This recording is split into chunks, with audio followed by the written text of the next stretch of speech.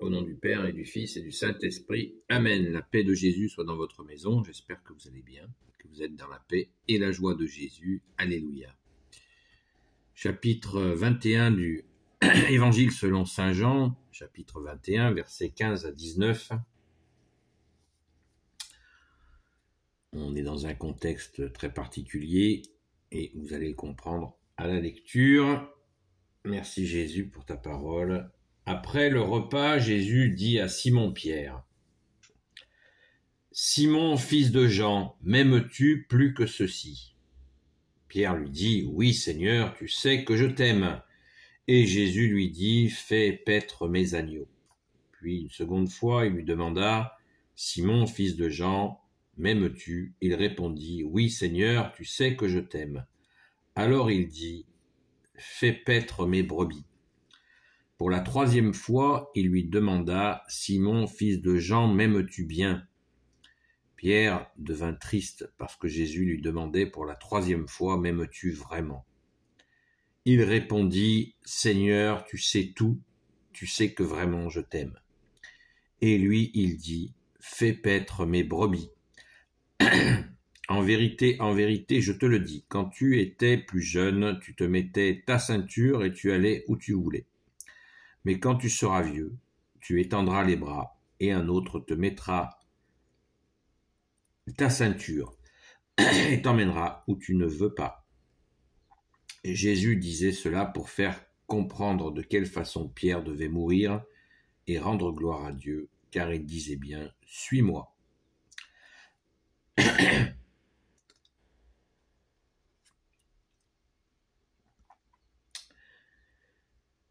Donc, Saint Jean, chapitre 21, versets 15 à 19. Donc, je pense que tout le monde l'a compris, ce moment très particulier où Jésus efface les trois reniements de Pierre, qui est devenu Saint Pierre. Alors ça restera toujours un mystère, pourquoi Jésus, tu as choisi comme premier pape un des deux piliers de l'Église catholique, qui sont Saint Paul et Saint Pierre. Pourquoi tu as choisi ce Saint Pierre qui t'a renié 3 fois ? C'est une bonne question. Maintenant, quand on pense à Saint Pierre, je crois qu'il faut, comme pour Saint Thomas d'ailleurs, se remémorer, peut-être lire les Actes des Apôtres, que je vous encourage à faire. D'ailleurs, c'est tout de suite après l'évangile de Saint Jean que ça commence, pour comprendre que Saint Pierre, s'il est indiscutable qu'il a renié, il ne faut pas oublier qu'il avait dégainé l'épée pour défendre Jésus lors de son arrestation. Vous voyez, il faut tout regarder, à mon humble avis. Donc, il a été courageux et Jésus lui a dit « Non, range ton épée ».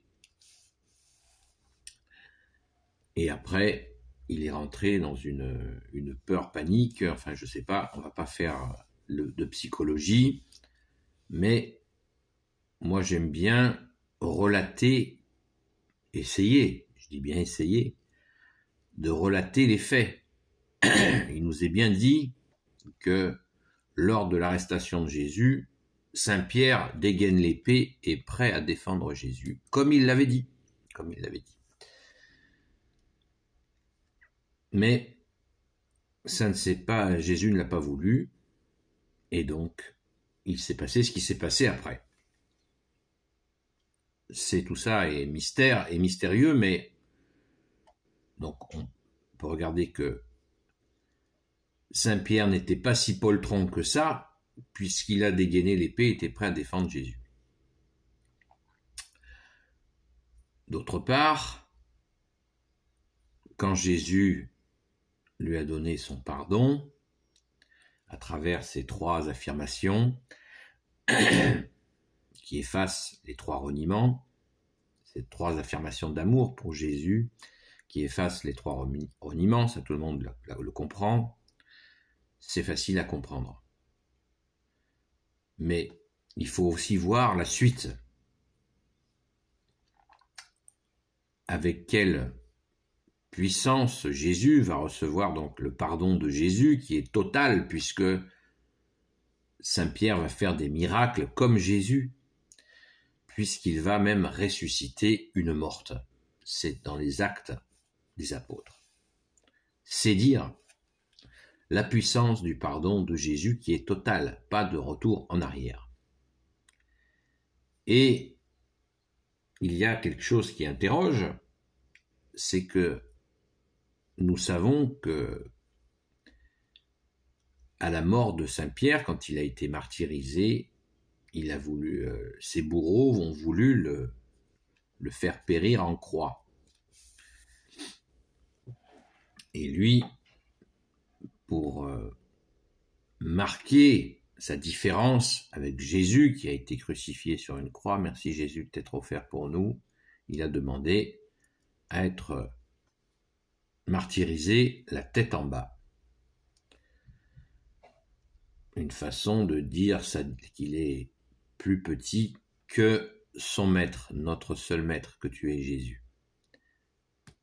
Donc, c'est lui qui l'a demandé. Et cette question de la ceinture est une question tout à fait intéressante. On voit que la personne, Saint Pierre, était fougueux, et on va le relire. En vérité, verset 18, en vérité, je te le dis, quand tu étais plus jeune, tu te mettais ta ceinture et tu allais où tu voulais, mais quand tu seras vieux, tu étendras les bras et un autre te mettra la ceinture et t'emmènera où tu ne veux pas. Donc, cette fougue de Saint Pierre, et je ne sais pas comment vous interprétez cette question de ceinture, mais moi j'y vois là effectivement un homme fougueux qui fonce et qui bien sûr prend des gamelles, parce que quand on fonce sans Jésus, est-ce utile de le préciser, eh bien on prend des gamelles, gamelle sur gamelle, et on peut effectivement faire des dégâts, et après à force de dégâts, eh bien on se trouve ficelé par nos dégâts. Donc attention à la fougue sans Jésus, il vaut mieux mettre notre fougue en Jésus, le Christ Jésus, afin de rester libre dans sa vie. C'est cette image de la ceinture que j'ai, peut-être que c'est un délire personnel, mais si vous avez une explication, ça m'intéresse. Voilà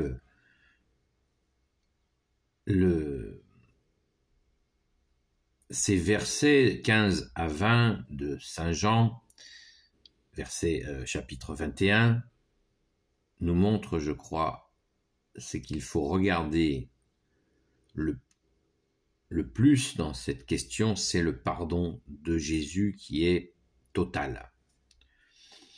Est-ce que quelqu'un pourrait faire des miracles au nom de Jésus s'il n'avait pas été pardonné pleinement? Et nous avons la même question avec le même pardon avec le deuxième pilier de l'Église catholique, apostolique, qui est Saint Paul. Ces deux piliers ont reçu un pardon qui les a conduits à être totalement pardonnés et donc totalement dans la grâce, puisqu'ils faisaient tous deux des miracles. Alléluia, merci Jésus par ta grâce. On peut en parler pendant des heures, mais c'est vraiment très important. Alors, comme je disais en début de vidéo, pourquoi Jésus, tu as choisi quelqu'un comme Saint Pierre? Eh bien, je pense que c'est certainement en question la raison, c'est sa fougue. C'est sa fougue à Saint-Pierre. C'est un mec qui fonce. Un peu brutal peut-être, un peu brutus comme on dit, mais un fonceur.